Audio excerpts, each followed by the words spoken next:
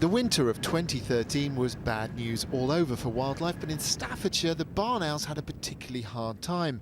And in Staffordshire, poorly birds end up with Andrew Campbell. Molly, here she comes.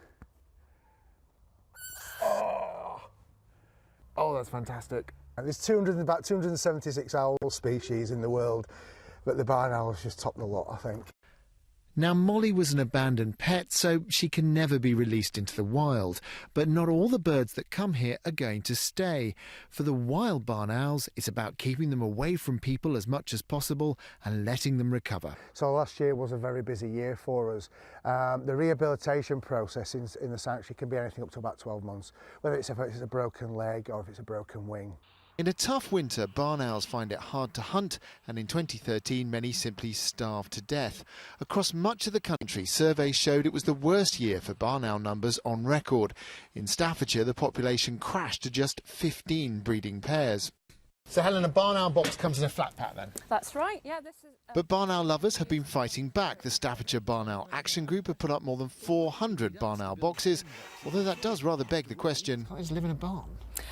Yes, a lot of barns now have been converted to make houses, so we're losing a lot of the natural nest sites that barn owls would use. And after the bad times, in 2014, many of those barn owl boxes saw a barn owl baby boom. There's always going to be peaks and troughs in the barn owl population. Obviously, after this year, after 2014, there's going to be a lot of birds around. So hopefully 2015, we should be on for another year.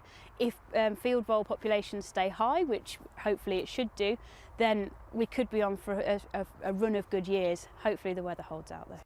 We can't do much about the weather, but preserving habitat and putting up boxes all helps.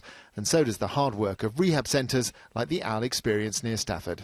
So Lily's wild cousins out there in the countryside have been having a really tough time of it the last few years. But if 2014 is as good as they say, then perhaps the population is on its way back.